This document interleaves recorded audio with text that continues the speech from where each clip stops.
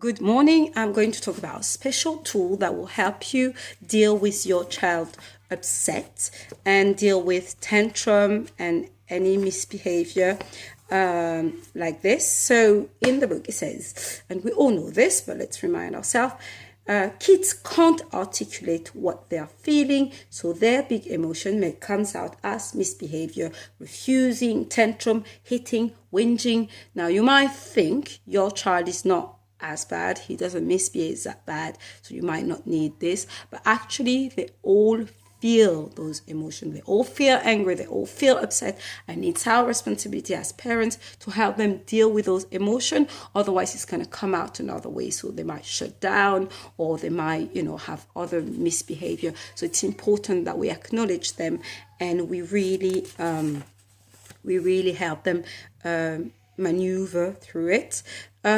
So reflective listening is a tool we're going to use. So we call it reflective listening or empathic listening.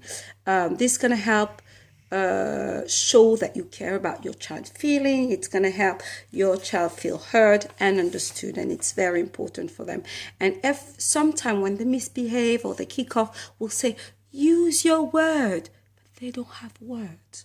We need to give them those words, and that's why we reflective listen. So how do we do reflective listening?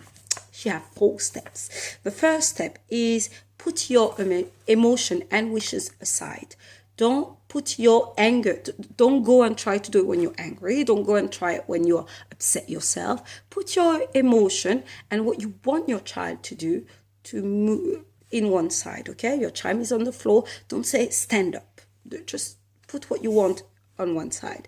Stop whatever you're doing, look at your child in the eyes and listen. It might sound obvious, but how many times are we trying to cook or work or do something and still solve our children's tantrum there? That's not going to happen. So stop for 1 minute and listen. Third step is imagine what your child is feeling, and that's the most important. Imagine what your child is feeling and reflect that back to your child in word. So that's when we give them those important words. You must feel confused. You must feel upset. We're going to try to avoid unfair because, let's face it, your brother taking your toy is not unfair. Children dying in Africa is unfair. So we're not dismissing, but we really want to use the right word. It was unthoughtful. We want to use those words, and especially if you're speaking another language, it's a good time to teach them those very important words. And the 4th step is optional. You can give your child his wishes in fantasy. That's my favorite part, to be honest. And that really helped diffuse the situation. Let me give you an example.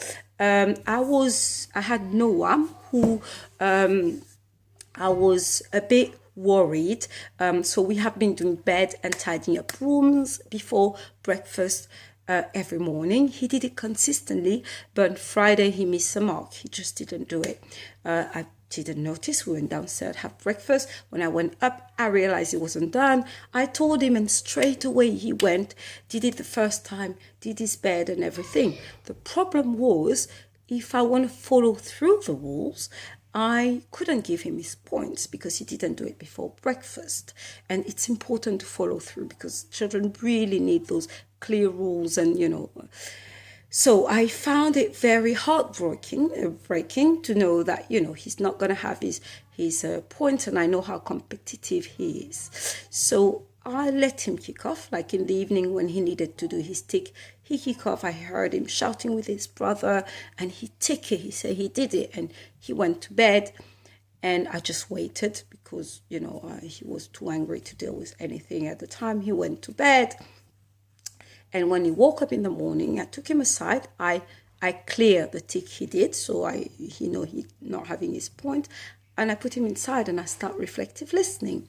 He wasn't talking, so I start talking and say, "Oh, you must feel so upset." I speak in French, so I don't know. Well, you must feel so upset about what happened. I know you really like to have all your points. I know you're saving up so you can buy yourself some iPad time, and I really try to understand how he feel and put it in words.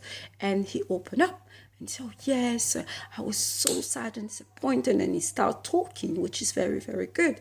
And I straight away give him his wish and fantasy. And I said, oh, don't you wish we had a time machine and you can go back in time and make sure you have all those points all the time? How awesome would that be? And he said, yes. And you can see in his face that he changed, he accepted that he's not having those points. And he was open to find solution. And I asked, like, what do you think we can do next time so it won't happen? And he said, well, maybe we can put a post-it note at the door so that I won't forget every time I leave. And we did just that. So this is an example of how we reflective listening.